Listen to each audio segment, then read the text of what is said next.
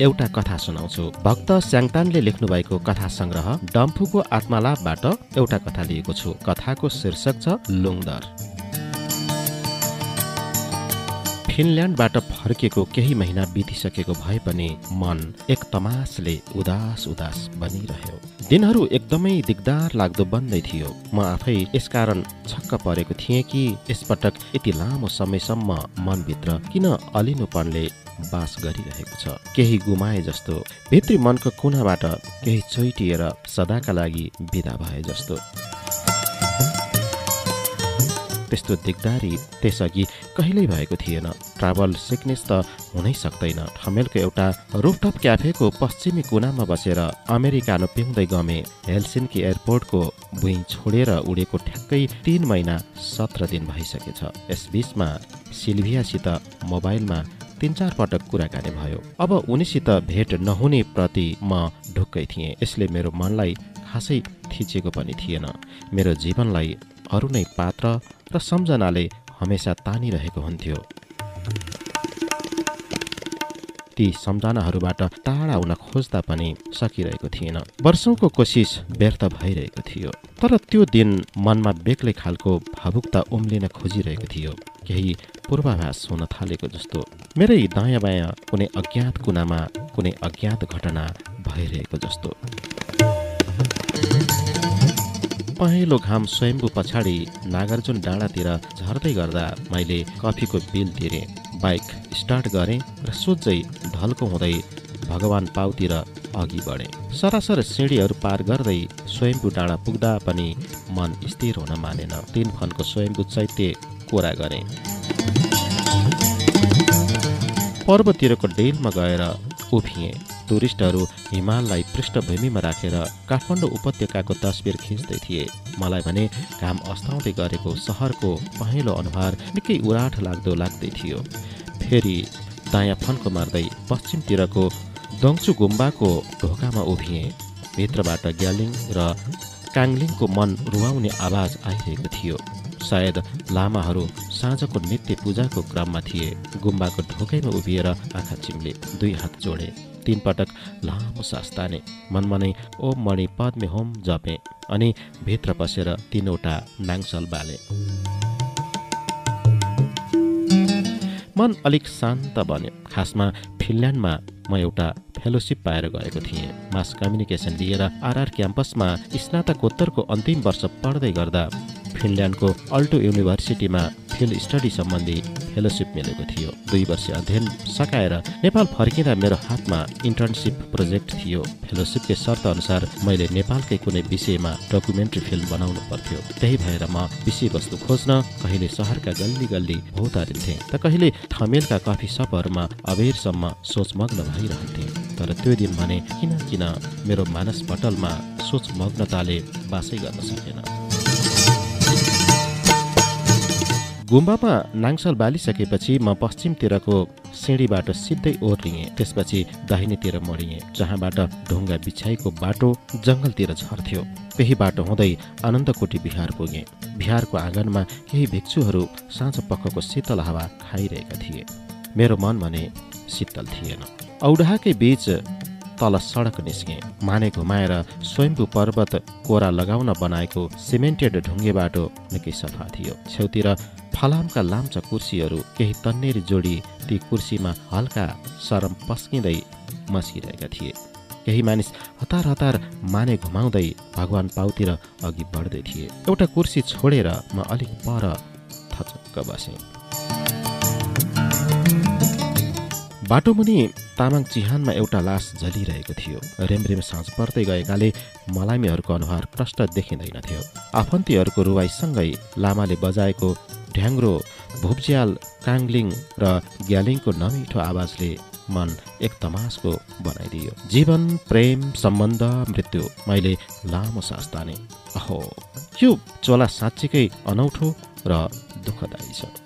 मैले झोलाबाट हर्मन हेसेको सिद्धार्थ उपन्यास निकालेँ। हेलसिन्की विमानस्थलमा बिदाईको बेला सिल्भियाले मेरो हात थमाउँदै भनेकी थिइन्, यो उपन्यास पढ्यो भने तिमीले जीवनको खास अर्थ बुझ्नेछौ।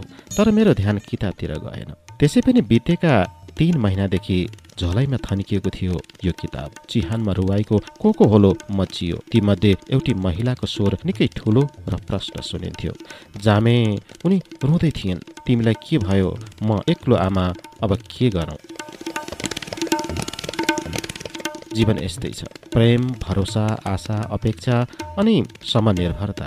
एउटा जीवन बाँच्दा सयौं सम्बन्ध जीवित हुन्छन्। एउटा जीवन ढल्दा सयौं सपना अस्ताइ जान्छन्। मैले कुर्सीमै बसेर जलिरहेको चितामा एक तमास हेरिरहेँ। चिताबाट धुवाँ पुलपुलिएर आकाशमा नागबेली आकार बनाइरहेको थियो। केटी त भर्खरकी रहेछन् नि। मलामीको भिडबाट निस्केर भगवान पाउतिर गइरहेको एउटा समूहबीच कसैले बोलेको सुने। त 29 वर्षकी रे, बिचरी लाउलाउ खाउँ लाग्दो उमेरमै बितिन्। समूह पर पुगुन्जेल मैले हेरिरहेँ। सायद उनीहरू केही सामान लिन गएको हुनुपर्छ। त्यसपछि मैले फेरि चितातिर हेरेँ। धुवाँ अलिक कम भएछ। चिता दन्दनी बलिरहेको थियो। एकैछिनपछि केही पेपर कप र बोतल लिएर अघिकै समूह फर्क्यो। सायद मलामीलाई खाजा पानी ल्याएको हुनुपर्छ। मलामीको भिडमा फेरि त्यही महिलाकै रुवाईको आवाज बढ्यो। त्यही बेला मेरो नजर पर कुर्सीमा आलिङ्गनबद्ध जोडीमा पर्यो। खासमा मैले हेरेकै थिएन, त्यत्तिकै देखियो। उनीहरूलाई नजिकै चिहानबाट आएको आवाजप्रति कुनै फिक्री थिएन। केटाले सुस्तरी केटीको कपाल चलायो। केटीले आफ्नो टाउको घुसी मुन्टो लाउँदै सुतुर मुर्गले झैँ केटाको छातीतिर घुसाई। केटाले केटीको चिउँडो हल्का उठायो र चुम्बन गर्यो। मलाई खासै केटा र केटीको दृश्यले तानेन। युरोपतिर यो सामान्य नै हो। हठात चिहानतिर हेरेँ। मलामीहरू फर्किन लागिसकेका थिए। मलाई भने अघिदेखि नै किन मलामीको भिडमा गएर मिसिन मन लागिरहेको थियो।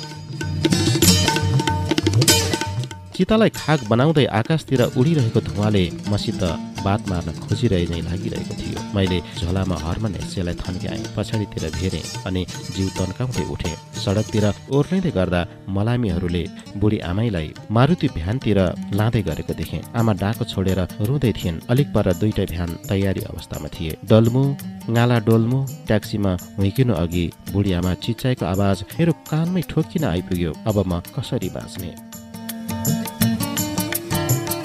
सडक छेउ म एकाएक फ्रिज भएँ। जिउ एकदम चिसो भएर आयो।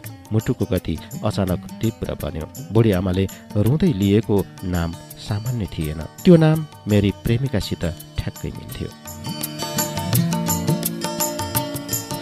नाम डोल्मु तामाङ।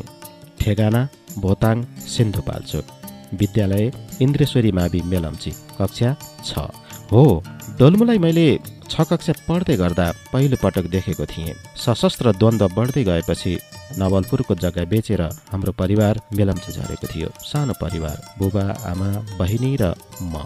माओवादीले गाउँका विद्यालयबाट विद्यार्थीहरू धमाधम जङ्गलतिर ओसार्न थालेपछि बुबा साँच्चीकै तर्सिनु भएको थियो। खेती किसानी नै गर्ने हो क्यारे, अब मेलम्ची झर्नु बाहेक हामीसँग उपाय छैन। एक साँझ बुबाले निर्णय सुनाउनु भयो। त्यसको अर्को महिना म इन्द्रेश्वरी माविको 6 कक्षामा भर्ना भएको थिएँ। पहिलो दिन नै मलाई डोल्मुको निर्दोष अनुहारले तानेको थियो। चिटिक्कको गोलो अनुहार, सिलिक्क लामो कपाल, सर्लक्क मिलेका मङ्गोल आँखाको डेलसम्म पोतिएको घरेलु गाजल, मोहनी लाग्दो निर्दोष मुस्कान अनि मनै लोभ्याउने सुरिलो स्वर। खासमा उनी सिन्धुपाल्चोककै हिमाली गाउँ भोताङबाट पढ्न आएकी थिइन्। गाउँमै 5 कक्षासम्म पढेकी। बुबा लाहोरमै बेपत्ता, एक्ली आमा अनि चरम गरिबी। मेलम्चीमा मामा माइजूको भट्टी पसल। त्यही भट्टी पसलले उनलाई मेलम्चीमा आएर पढ्न सहज बनाएको रहेछ। पढाइ दिए बापत उनले भट्टीमा सघाउनु पर्थ्यो। संयोगले पहिलो दिन हामी एउटै बेन्चमा पर्यौं। गाउँकै स्कुलमा हामी केटा र केटी छुट्टा छुट्टै हारमा बस्थ्यौं। त्यो स्कुलमा त्यस्तो नियम भत्किसकेको रहेछ। पहिलो दिन त्यति साह्रो कुराकानी भएन, सामान्य परिचय। भोलिपल्ट म छक्क परेँ। ढोकाबाट भित्र पस्दै थिएँ। मलाई देख्ने बित्तिकै उनी आफै पर सरेर ठाउँ खाली गरिदिएन्। त्यो दिन मेरो किशोर मनमा कता कता काउकुती लागे चाहिँ भएको थियो। तेस्रो दिन हामीले खाजा बाँडीचुडी खायौँ। मसित आमाले भुटिदिनु भएको गहुँ थियो। उनीसित माइजूले हालिदिनु भएको दालमोठ चिउरा रहेछ।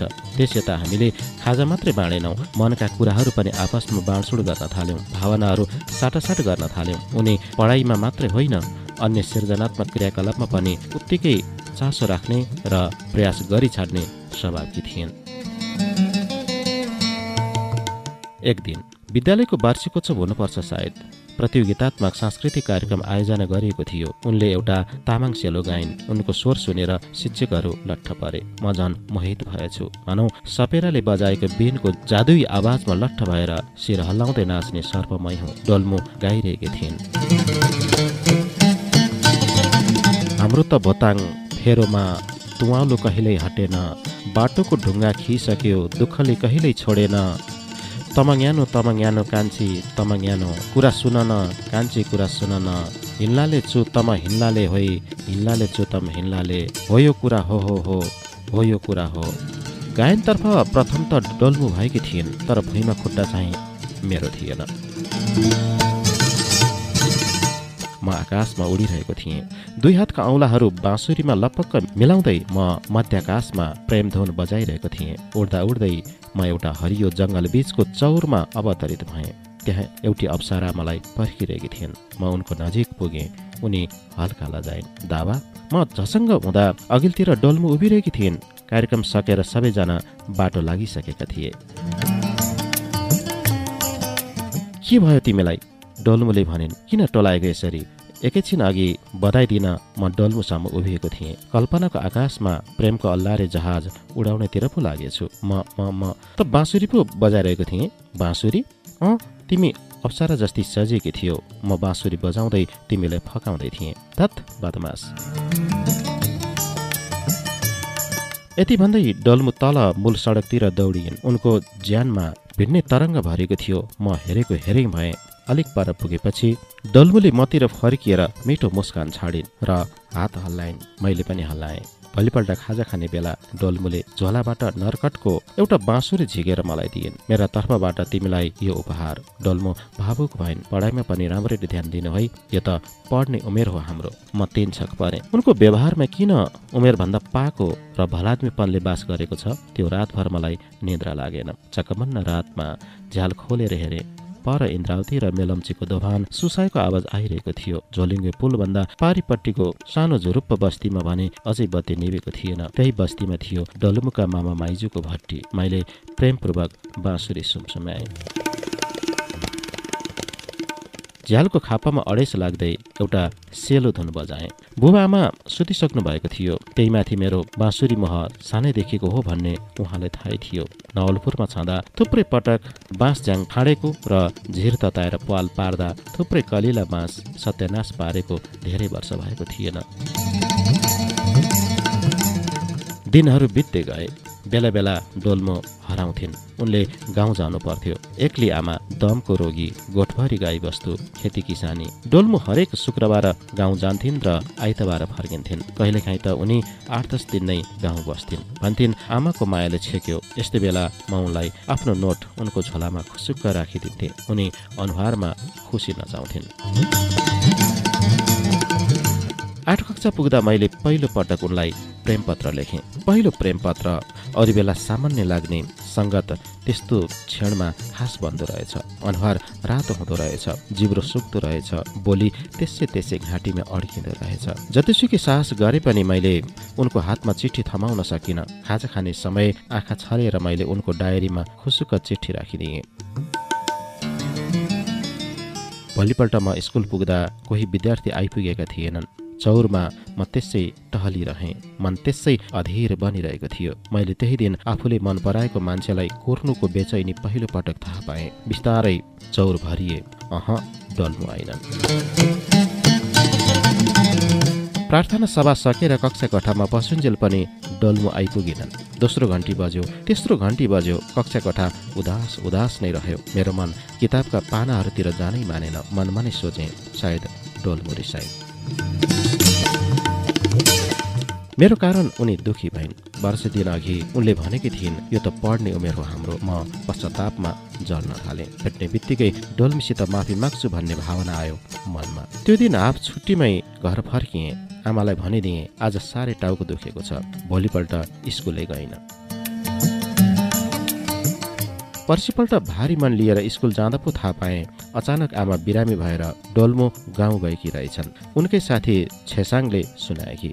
बल्ल मन हलुङ्गो भयो। तर डोल्मुको आमा बिरामी भएको खबरले फेरि मेरो मनको कुनालाई हान्यो। मन पराएपछि आफ्नो मान्छेको आफन्त पनि झनै आफ्नो मान्छे लाग्दो रहेछ। डोल्मु बिनाका दिनहरू निकै मुस्किलका थिए। एक हप्ता पनि वर्ष झैँ लाग्यो। उनले दिएको बाँसुरी नै मेरो सास फेर्ने आधार बन्यो। ओहो, यो कस्तो अनुभूति! यादहरूको गोजुल्डोले घाँटी नै थिचे जस्तो, मनभित्रबाट केही हुलुक्क उम्लेर आउन थाले जस्तो। एक हप्तापछि डोल्मो स्कुल आइन्। आमालाई कस्तो छ? टिफिन टाइममा मैले सोधेँ। अलिक सन्चो हुनुभएको छ, उनी भावुक भइन्। त्यो दिन उनले मेरो चिठीबारे केही प्रतिक्रिया दिएनन्। मेरो मन भने उस्तै अधीर बनिरह्यो। अर्को दिन पनि उनी चुपचाप भावुकता पिइरहिन्। तेस्रो दिन स्कुल छुट्टी भइसकेको थियो। पिएन बाजे बाहेक सबैजना गइसकेका थिए। डोल्मीले मेरो हात च्याप्प समाइन् र बेसरी रोइन्। आई रियली लभ यु दाबा। अनि किन रोयो यसरी? आमा सधैँको बिरामी हुनुहुन्छ। बुबा इन्डियातिर बेपत्ता हुनुभयो। डोल्मुले आँसु पुस्दै भनिन्। एसएलसी पछि म गाउँमै शिक्षक बन्न चाहन्छु। तिमी मलाई साथ दिन्छौ नि? मैले प्रेमपूर्वक टाउको हल्लाएँ। उनको आँसु पुसिदिएँ र बेसरी अगालो माने।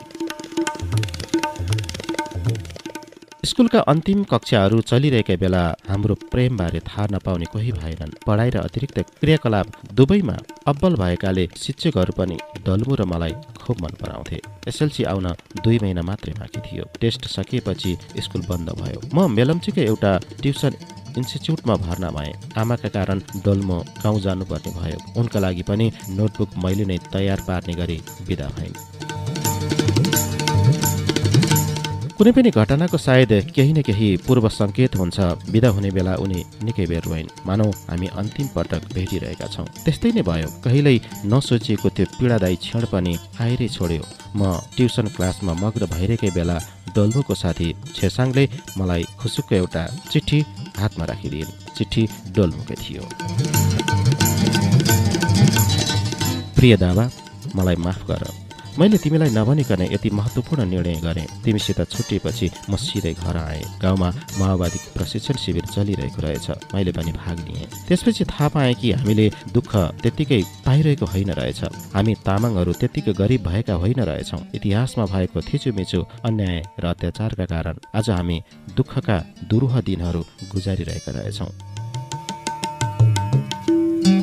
हो, मलाई लाग्दैछ आज रात छ, भोलि उज्यालो पक्कै आउनेछ। आज दुष्टहरूको अन्याय छ, अत्याचार छ, भोलि त्यसबाट मुक्तिका सुनौलो दिनहरू पक्कै आउनेछन्। हामीले अहिले लिइरहेको शिक्षा र पढिरहेको किताब पनि बुर्जुवा रहेछ। अब म मुक्तिको बाटो लागेँ। दाबा, एसएलसी दिन्न मैले पार्टीको सांस्कृतिक समूहमा रहेर काम गर्ने प्रतिबद्धता जनाइसकेँ। म यसकारण दुखी छु कि तिमी र मेरो भेट अब नहुन पनि सक्छ। तर म तिम्रो मायालाई कहिल्यै भुल्ने छैन। तिम्रो प्रेम, तिम्रो समर्पण मेरा लागि सदैव ऊर्जा बनिरहनेछ।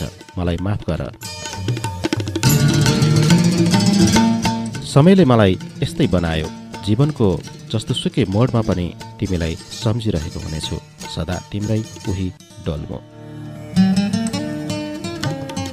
त्यसपछिको मेरो हालत म अहिले सम्झिन पनि सक्दिनँ। चिठी पढ्दा पढ्दै म ढलेछु। होसमा आउँदा हेल्थ पोस्टको भित्री कोठामा थिएँ। त्यसपछि दिनहरू झनै कष्टप्रद रहे। घरमा केही पनि भन्न सकिनँ। हरेक साँझ म इन्द्रावती किनारमा जान्थेँ। डोल्मीले उपहार दिएको बाँसुरी बजाउँथे र भोताङतिर सोझिने नागबेली पहाडी बाटोतिर हेरेर निकै बेर टोलाइरहन्थेँ। युद्ध चर्किँदै गयो। एसएलसी सकेपछि उदास मन बोकेर म याम्बु आएँ।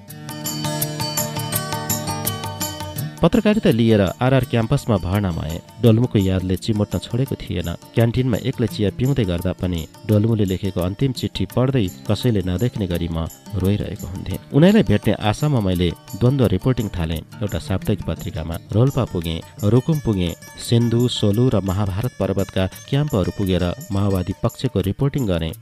डोल्मुलाई भेटाउनै सकिनँ। द्वन्द्व झन्झन चर्किँदै थियो। थकित भएपछि मैले रिपोर्टिङ छाडिदिएँ। र डेस्कको जिम्मेवारी लिएँ। डोल्मुको त्यही अन्तिम चिठी अझै सजाएर राखेको छु डायरीको माझ पानामा। मनको पानामा पनि उनी बाहेक कसैले राख्नै सकिन। फिनल्यान्डमा रहँदा जब मनमा उदासीपन छाउँथ्यो, म त्यही चिठीका अक्षरहरू सुमसुम्याएर डोल्मुलाई सम्झिन्थे, लामो सास तान्थे। सिल्भिया मेरो नजिक भएको पनि त्यही चिठीकै कारण थियो। उनीहरू छापामार युद्धलाई साँच्चीकै साहसिक परिकथा ठान्थे।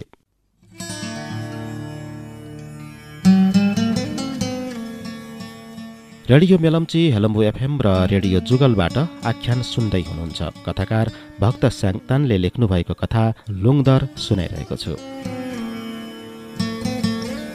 ट्याक्सीको चर्को साइरनले म झस्किएँ। म स्वयम्भूको तामाङ चिहान छेउ साँच्चीकै फ्रिज भएर उभिरहेको थिएँ। बुढी आमाको मुखबाट फुत्किएको डोल्मु नाम साँच्चीकै कसको हुन सक्छ? चिता त लगभग जलिसकेको थियो। लामा गुरुहरू पनि सरसामान बाँध्ने तर्कर गर्दै थिए। सडकबाट म सरासर चिहानतिर ओर्लिएँ। यो कहाँबाट आएको लास हो मेमे? मैले हतार हतार सोधेँ। खोइ खाडीबाट भन्थे। होइन होइन, मृतक कुन जिल्लाको रहेछ भन्न खोजेको। बुढा लामाले अर्को तन्नेरी लामातिर टाउको घुमाए। तन्नेरी लामाले संशयपूर्ण नजर मतिर फ्याँके। किन र सर, त्यत्तिकै कतै मेरो आफन्त हो कि भनेर मात्रै मैले भने। सिन्धुपाल्चोक भोताङकी बहिनी रहेछ डोल्मु तामाङ। तन्नेरी लामाले फटाफट भन्न थाले। खाडीमा काम गर्न गएको रे, उतै दुर्घटनामा परेर बितेको रहेछ बिचरी। फेरि आमा चाहिँ दमको रोगी रहेछ। रुँदा रुँदा झन्डै सासै गएको। केटी त पहिला माओवादी छापामार पनि थियो रे नि त, अर्को लामा बोले। म खङ्ग्रङ्गै भएँ, केही बोल्नै सकिनँ। मुटु एकदमै काँप्न थाल्यो। वरिपरिका रुख, बाटो, मोटरसाइकल, गाडी सबै फनफनी घुम्न थाले। म त एन्जाइटी डिसअर्डरको बिरामी जस्तै पो भएँ। आकाशतिर फर्केर बेसरी चिचाएँ, डोल्मु। मेरो चिचाहटले स्वयम्भू डाँडा पुरै थर्कमान भयो। जलिसकेको चिताबाट उडेर गएको धुवाँ अझै पनि आकाशमा मडारिरहेको थियो। मैले बिस्तारै त्यो धुवाँको नागबेली आकृतिमा डोल्मुको रुँदै गरेको अनुहार देखेँ। त्यसको तेस्रो दिन सोध्दै खोज्दै म सिन्धुपाल्चोकको भोताङ गाउँ पुगेँ। ढुङ्गा र माटोले बनाएको सानो घरको आँगनमा डोल्मुकी आमा टोलाइरहेकी थिइन्। केही गाउँले झुरुप्प भेला भएका थिए। स्वयम्भूको चिहानबाट लगेको डोल्मुको अस्थि धातु राखेर घरभित्रै सानो गुम्बा जस्तो बनाएको रहेछ। च्याङ्ग्रेसी र साङ्गे बुद्धको थाङ्कासँगै डोल्मुको तस्बिर थियो। बौद्ध चैत्यलाई पृष्ठभूमिमा राखेर खिचिएको तस्बिरमा डोल्मु उही निर्दोष मुस्कान हाँसिरहेकी थिइन्। तस्बिरका छेउ दियो बलिरहेको थियो।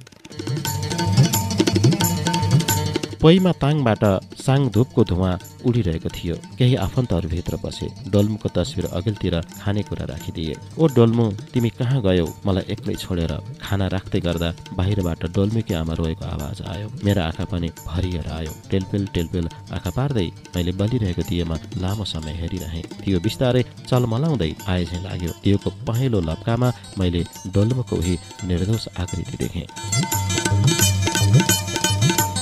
स्कुल पढ्ने बेलामै तिमी र म यो घरमा सँगै आउने सोचेकी थिएँ।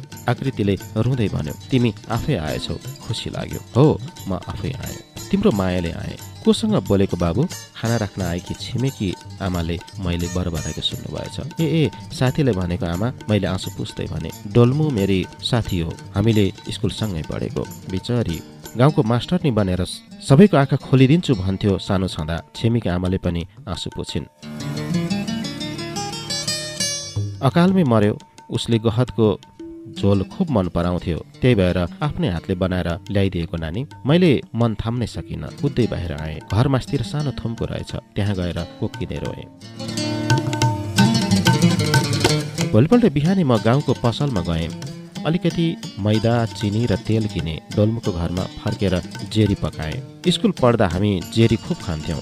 मेलम्ची चोकबाट तालामाराङतिर जाने बाटोको छेउ थियो श्याम श्रेष्ठको जेरी पसल। एकपटक हामीले 1 किलो जेरी पुरै सकाएका थियौँ। जेरीको चास्नी डोल्मुको कपडाभरि पोखिएर बिजोग भएपछि हामी स्कुल नगई त्यसै फर्केका थियौँ। खाना खाने बेला गाउँका सबैजना डोल्मुलाई खाना राख्न आए। 13 दिनसम्म यसरी नै गाउँलेहरू खाना राख्ने आउने छन्। त्यसपछि घेवा सुरु हुन्छ, मिन्ज्याङ हुन्छ। त्यसपछि डोल्मुको बास देवाच्यानमा हुनेछ। मैले पनि डोल्मुको अस्ति धातु र तस्बिर छेउ थालभरि जेरी राखिदिएँ। तिमीलाई भनेर मेरै हातले पकाएको डोल्मु मैले मन मनै भने। आँखाभरि फेरि सम्झनाका आँसु टेलपेल भएर आयो। खाना राख्दै गर्दा आमा फेरि रोनुभयो। सम्हाल्न सक्ने अवस्था नै बनेन। दिउँसो एकाएक आमा हराउनु भयो। सबैतिर चिन्ता छायो। गाउँभरिका मान्छे जम्मा भए। कसैले पनि नदेखेको कुरा गरे। मैले केही पनि सोच्न सकिनँ। सबैजना मिलेर जङ्गलतिर खोज्न जाने सल्लाह भइरहेकी बेला साँझ पख आमा आँगनमा टुप्लुक्क देखा पर्नुभयो। उहाँका हातभरि जङ्गली फुलहरू थिए। अनुहार उदास र जिउ लगभग ढल्ला जस्तो अवस्थामा। गाउँलेहरू भन्दै थिए कि छोरीको खबर आएदेखि उहाँले केही पनि खानुभएको छैन। आमा कहाँ जानुभएको थियो? हामीले कहाँ खोजेनौ? मैले आमालाई प्रेमपूर्वक सम्हाल्दै भने। उहाँ थचक्क पिँढीमा बस्नुभयो र टाउकोमा हात राखेर रुन थाल्नुभयो। डोल्मु सानो छँदा मैले यसरी नै जङ्गली फुलहरू ल्याएर दिन्थेँ। ऊ त्यही आँगनमा 2 चुल्ठी बाँधेर फुल सिउरिँदै खुब रमाउँथे। आमा रुँदै बिस्तारै भित्र जान खोज्नुभयो। मैले सम्हाल्दै उठाएँ। उहाँले डोल्मुको तस्बिर छेउ रुँदै फुल चढाउनु भयो। त्यो साँझ गाउँलेहरूले गान्बालाई साक्षी राखेर डोल्मुको सुटकेस खोले। भित्र केही कपडा, दुर्घटनाको पुलिस रिपोर्ट, केही पैसा र एउटा डायरी थियो। अचम्म त्यो रातो डायरी मैले नै उपहार स्वरूप दिएको थिएँ मेलम्चीमा, टेस्ट पास भएको उपलक्ष्यमा। 8 वर्षको छापामार जीवन र 2 वर्षको UAE बसाइको क्रममा पनि कति जतन साथ राखेकी रहेछिन् मेरी डोल्मुले।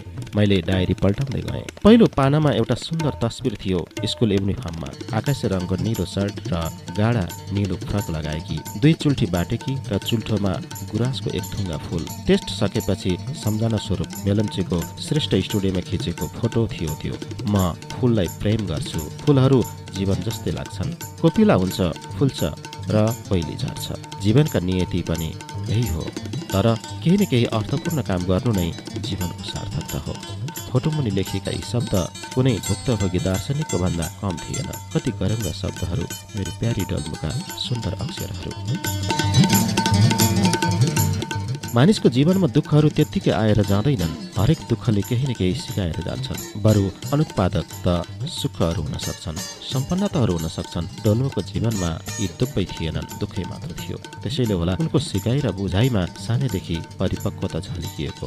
डायरीका पानामा थुप्रै फोटो टाँसिएका थिए र फोटोसँगको प्रसङ्ग शब्दमा पनि कोरिएका थिए। अर्को पानामा सांस्कृतिक टोलीमा गायक खुसीराम पाखरिनसँगै कार्यक्रमका गीत गाइरहेकी थिइन् मेरी डोल्मु। फोटोमुनि लेखेकी थिइन्, ज्यानमाइली हातको ठेला घटेन, ज्यानमाइली थाप्लोमा नाम्लो हटेन, सोचेको कुरा पुगेन, कहिले त मधेस कहिले त भोट, कसैले पो देख्छ मनको चोट।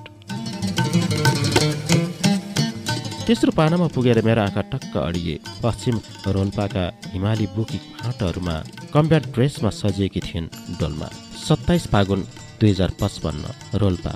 घर र आमालाई छाडी आएको महिनौँ भएछ। आमाको यादले बेसरी नसताएको पक्कै होइन, तर हामी क्रान्तिकारी हौँ। भावुकताले आफूलाई कमजोर पार्नुहुन्न भन्छन् कमान्डर। त्यसैले आमा म रुँदैन, तपाईँ पनि नरुनुहोला। अब रुने दिन गए, छिट्टै हाम्रो सुदिन फिर्नेछ अनि आमा छोरी सँगै बसेर रमाउला। साँच्ची दावा के गर्दै होला? कि उसले मलाई उसै गरी सम्झेको होला त? मैले नै उसको मन दुखाइदिएँ। उसलाई भेटेर बिदा नमागिकनै युद्धमा होमिएँ। उसले त SLC पनि दिए होला। अहिले त कलेज पढ्दै होला सायद। मेरो जीवनको पहिलो र अन्तिम प्रेम मेरो दावा। यी जङ्गली बुकी फुलहरूसितै म तिमीलाई सम्झिरहेकी छु। डायरीका शब्दहरू मनभित्र बाण हाने झैँ भइरहेको थियो। मैले फेरि अर्को पाना पल्टाएँ। 6 चैत 2055 प्युठान। युद्धमा हिँड्नु भनेको मृत्युपत्रमा हस्ताक्षर गर्नु सरह हो। कुनै पनि क्षण मृत्यु स्वीकार्नुपर्छ। हिजो मात्रै काभ्रेको अनेकोटमा अत्यन्तै क्रूर र पाशवी घटना भएछ। घरभित्र रहेका कलाकारलाई बाहिरबाट आगो लगाएर हत्या गरेछन् पापीहरूले। रेडियो सुनेर थाहा पाएँ। निशस्त्र रूपमा जनताका घर आँगनमा गीत गाउँदै हिँड्ने कलाकर्मीको यो कस्तो पाशविक हत्या। सलाम कमरेडहरू च्याङ्बा लामा, निर्मला देवकोटा, सुभद्रा सापकोटा, चिनीमाया लामा, गुम्बा सिंह तामाङ, डम्बर श्रेष्ठ र मन्जु कुमार। इतिहासमा तपाईहरूको योगदानलाई कम आँकिने छैन। जनकलाकार खुसीराम पाखरिनले भने झैँ एउटा रापिलो भट्टीबाट जसरी आकारविहीन फलाम सुन्दर हतियारमा रूपान्तरित हुन्छ, त्यसरी नै युद्धको भट्टीबाट कलाकारहरू इस्पात जस्तै मजबुत जनकलाकार भएर जन्मन्छन्। उनीहरूको गीत र सङ्गीतले वर्ग सङ्घर्षको राँको सल्काउँछन्। उनीहरूका कलाले परिवर्तनका छाल उराल्छन्। आवाजले सामूहिक आक्रोशहरू दन्काउँछन्। लयहरूले जीवन बदल्ने बुलन्द आवाजहरू गुन्जाउँछन्। हो, फेरि पनि सलाम छ जनकलाकार कमरेडहरू, तपाईँहरूको हत्याको बदला हामी लिएरै छाड्नेछौँ। ओहो, डायरीका हर शब्दमा आगोका लप्काहरू बलिरहेका थिए। म छक्क परेँ। मैले पहिलो पटक कक्षा 6मा भेटेकी निर्दोष र सोझी डोल्मुको कुनै पनि स्वभाव डायरीका शब्दमा थिएनन्। चेतनाको यो कस्तो तीव्र छलाङ, कस्तो उतार चढाव। डायरीमा 3वटा खण्ड रहेछन्: जनयुद्ध खण्ड, जीवन खण्ड र प्रवास खण्ड। मैले जनयुद्ध खण्डको अन्तिम पाना पल्टाएँ। युद्धको एउटा फरक अनुभूति समेटिएको थियो त्यसमा। ठोकर्पा आक्रमण 30 असार 2057 ठोकर्पा। थुप्रै युद्ध लडियो। सम्भवतः हामी विजयको सङ्घारमा छौँ। तर हिजो ठोकर्पामा जे भयो निकै रोचक भयो। यो किन पनि रोमाञ्चकारी थियो भने युद्धमा लागेको झन्डै 8 वर्षपछि म आफ्नै जिल्लाको मोर्चामा सामेल भएकी छु। ठोकर्पा रेडका लागि हाम्रो तर्फबाट 3वटा एसल्ट तयार पारिएको थियो। यो मोर्चामा कमरेड सञ्जीव पहिलो एसल्टमा थिए। यसपछि कमरेड मुक्ति दोस्रो एसल्टमा, तेस्रोमा कमरेड दीपशिखा। आक्रमणको साँझ हामी आफ्नो जिम्मेवारी विभाजन अनुसार अगाडि बढ्यौं। जब रातको 11 बजे चौकी नजिक पुग्यौं, बत्ती निभ्यो र अन्धकार छायो। बत्ती निभ्नु र कमरेड सञ्जीवको एसल्टले फायर खोल्नु एकै समय भयो। कमरेड दीपशिखाको टोलीले छतबाट माइन चार्ज गर्न थाल्यो। कमरेड वरुणको कासन जारी भयो। कासनको कुनै परवाह नगरी एकहोरो फायरिङ भइरह्यो। अँध्यारोमा एक तमासले गोली बर्सिरहेको र ग्रेनेड पड्किरहेको आवाज मात्र सुनिन्थ्यो। बीचबीचमा कतै कतै घाइते चिच्चाएको आवाज आउँथ्यो। हामीले निरन्तर प्रहार गरिरह्यौं। करिब 2 घण्टामा हामीले हतियारहरू कब्जा गर्यौं। आक्रमण सफल भयो। केही घाइते साथीलाई उपचारका लागि लिएर हामी त्यहाँबाट हिँड्यौं। युद्धमा हिँडिरहेको बेला मलाई चाहिँ बन्दुकहरूसँग भन्दा पनि गीत सङ्गीतमा बढी नै रुचि लाग्छ। खुसीराम पाखरिन, माइला लामा, छुनु गुरुङ, शिव श्रेष्ठ, वीरबहादुर मोक्तानका गीत खुब सुन्छु। डायरीको जीवन खण्डमा भने केही उदासीहरू पोखिएका थिए। युद्धपछि आमासितको भेट, चितवन शक्तिखोरको क्यान्टोनमेन्ट, शान्ति प्रक्रियाको ढिलाइ अनि अयोग्य छापामारको पीडा, जसले आफ्नो घर, आमा, भविष्य सबैको माया मारेर 8 वर्ष युद्ध लडिन्। सांस्कृतिक मोर्चा सम्हालिन्। उनी कमरेड डोल्मु अयोग्य ठहरेकी थिइन्। 15 असार 2065 काठमाडौँ। मनमा एक तमासको बेचैनी बढिरहेको छ। अचेल केही गर्ने जोस चल्दैन। घरमा आमा यति बेला सायद साँझको चुलो बाल्दै धुवा र दम रोगसित लुकामारी खेल्दै हुनुहुन्छ होला। अयोग्य लडाकुको बिल्ला भेरेकी क्रान्तिकारी छोरी डोल्मु चाहिँ सहरको अँध्यारो कोठामा बसेर आँसु बगाइरहेकी छन्। आज असार 15। बाहिर दिनभर झमझम पानी परिरह्यो। बाहिर परेको पानीभन्दा मनभित्र परेको पीडा र उदासीको पानीले बढी नै भिजिदो रहेछ मान्छेलाई। कुन अनुहार बोकेर म अब गाउँ फर्क्यौं, कुन उत्साहको खेती गरौँ र कुन आत्मीयता रोपौँ मनका गराहरूमा। दाबा, यो क्षण मैले तिमीलाई खुब सम्झेको छु। म पीडामा पर्दा कसरी तिमीले मलाई हौसला दिन्थ्यौ, कसरी उमङ्गको सङ्गीत भर्थ्यौ मेरो जिन्दगीको गीतमा। सायद अब त तिमी बदलिसक्यो होला। यसमा तिम्रो कुनै गल्ती छैन। गल्ती मेरै हो। सजाय मैले निभाउनु पर्छ। हुन त मैले तिमीलाई कहाँ कहाँ खोजिन। मेलम्ची पुगेँ, तिम्रो परिवार काठमाडौँ बसाइ सरिसकेछ। तिमी पढ्ने कलेज पुगेँ, भेटाउनै सकिन। तिम्रो फोन नम्बर पत्ता लाग्छ कि भनेर छेसाङको कोठामा गएँ। तिमीहरूको भेट नभएकै वर्षौं भएछ। असलमा म तिमीसित माफी माग्न चाहन्थे। आशा छ जीवनको कुनै मोडमा भेट भएछ भने तिमीले मलाई पक्कै पनि माफी दिनेछौ। डोल्मुले कोरेका शब्दहरू पढ्दा पढ्दै थाहै नपाइकन मेरो आँखाबाट बरर आँसु बग्न थाल्यो। मैले डोल्मुको अस्थि धातु राखिएको ठाउँतिर हेरेँ। उनको तस्बिर मलाई झन् मधुरो लाग्यो। सबैजना डोल्मुको सामान मिलाउनतिर भागिरहेका थिए। डोल्मुको कपडा देखेपछि आमा चुलो छेउको भित्तातिर फर्केर फेरि रोन थाल्नुभयो। म डायरीको प्रवास खण्डमा पसेँ। यो खण्डमा उनले पीडा र उदासी होइन, धेरैजसो आक्रोश पोखेकी रहेछ। 28 अक्टोबर 2011 बर दुबई UAE। सत्ताका लागि जे पनि हुँदो रहेछ। थाहा हुँदैछ हजारौं क्रान्तिकारीको रगतमा पौडी खेलेकाहरू आज सत्ताको स्वाद चाख्दैछन्। गरिब र निमुखा जनतालाई देखाएका महान सपनाहरू बन्दकी राखेर शोषित पीडित जनताको आवाज र उनीहरूको तागतलाई सत्ताको भर्याङ बनाउनेहरूको दुर्दिन पक्कै आउनेछ एक दिन। संसार बनाउने महान जनता हुन्। उनीहरूलाई झुक्याउने दिवा स्वप्न कसैले नदेखे हुन्छ। सबैलाई हेरकार होस्। डायरीमा यस्ता आक्रोशले थुप्रै पाना भरिएका थिए। मैले पल्टाउँदै गएँ। अन्तिम पानातिर चाहिँ प्राय डोल्मुले मेरै बारे लेखेकी रहेछन्। आज मैले सपनामा दावालाई देखेँ। ऊ प्लेन चढेर कतै जाँदै थियो। म भुइँमा बसेर आकाशतिर हेर्दै थिएँ। दावाले मलाई आकाशबाटै हात हल्लाइरह्यो। के दावालाई ठिकै त होला? कतै बिरामी त परेन? साँच्ची उसको फेसबुक आइडी के होला? कति कोसिस गर्दा पनि फेला पार्न सकिन। फेसबुकमा धेरै नै दावाहरू भेटाएँ, तर मैले मेरो दावा भेट्टाउन सकिन।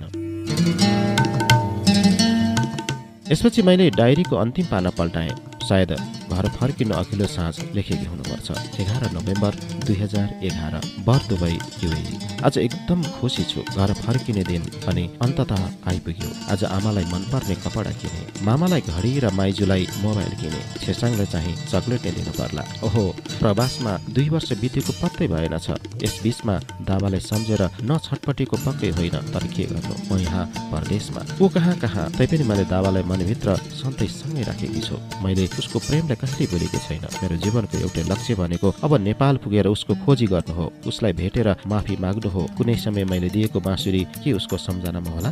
ओहो, कस्तो बुलकड। दावालाई दिने उपहार किन्नै पो बिर्सेछु। भोलि एयरपोर्ट जाँदै गर्दा बाटैमा किन्नु पर्ला। डायरीको अन्तिम शब्दहरूले मेरो मनलाई झनै छिया छिया बनाउँदै लग्यो। भोलि एयरपोर्ट जाँदै गर्दा बाटैमा किन्नु पर्ला। मैले यो प्रसङ्ग फेरि दोहोऱ्याएर पढेँ। सत्य त्यही थियो। डायरी पढ्नु अघि मैले युएई प्रहरीले घटनास्थलमा उठाएको मुचुल्का पढेको थिएँ। त्यहाँ भनेको थियो कि सुटकेस सहितको ट्याक्सीलाई रोड साइडको पार्किङमा रोक्न लगाएर उनी गिफ्ट किन्न सुपर मार्केटतिर जाँदै थिइन्। गिफ्ट लिएर फर्कँदै गर्दा उच्च गतिमा आइरहेको एउटा मालवाहक ट्रकले डोल्मुलाई ठक्कर दिएको थियो। घाइते डोल्मु त्यही ढलिन्, कहिल्यै नउठ्ने गरी। त्यो गिफ्ट मेरै लागि थियो। मेरी डोल्मु, यो तिमीले के गर्यौ? म एकाएक चिच्याएँ। सबैजनाले मतिर हेरे। टाउको मासतिर बडैमानको घनले ठानेको जस्तो अनुभव हुन थाले मलाई। आँगनमा भर्खरै लामा आँखेले दुर्जु गाडेका थिए, साथै लुङदर टाँगेका थिए। दुर्जु र लुङदरका नीलो, सेतो, रातो, हरियो र पहेँलो रङहरूमा मेरी डोल्मुको नाम मैले नै लेखिदिएको थिएँ। यी 5 रङले पञ्चतत्त्वको प्रतिनिधित्व गर्छन्। नीलोले शून्यता अर्थात् आकाश तत्त्वलाई जनाउँछ भने सेतो रङले वायु अर्थात् हावालाई प्रतिनिधित्व गर्छ। त्यस्तै रातो रङले अस्तित्वलाई जनाउँछ भने हरियो रङले पानी वा जल तत्त्वलाई सङ्केत गर्छ। त्यसै गरी पहेँलो रङले पृथ्वी अर्थात् माटो तत्त्वलाई जनाउँछ। साथै हरेक लुङदरमा शान्तिका मन्त्रहरू लेखिएका हुन्छन्। यी मन्त्र छोएर बहने हावा पवित्र हुने र टाढा टाढा हावासँगै शान्ति फैलिने विश्वास छ। डोल्मुको आँगनमा यिनै पञ्चतत्त्वका रङको लुङदरहरू एक तमासले हावासँगै फरफराइरहेको थियो। सम्झे मैले बोलाएको मेरी डोल्मु शब्दहरू टाढा टाढाका पहाड र हिमालसम्म यिनै पवित्र हावासँगै तरङ्गित भएर गुन्जिरहेका छन्। मेरी डोल्मुको कानमा यी मायालु शब्दहरूले स्पर्श गर्नेछ। मेरै वरिपरि सधैँ सधैँ रहिरहनेछ। मलाई फेरि एन्जाइटी डिसअर्डर होला जस्तो भयो। यसरी मुटु हल्लिँदै आयो, जिउ चिसो हुँदै गयो र टाउको फनफनी घुम्न थाल्यो। अहिले हठात मेरी डोल्मुको अस्ति धातुतिर हेरेँ। उनको फोटोबाट मुस्कुराहट लोप भएको थियो। उनले मतिर हेरेर रुँदै भने झैँ लाग्यो, दावा, आई रियली लभ यु।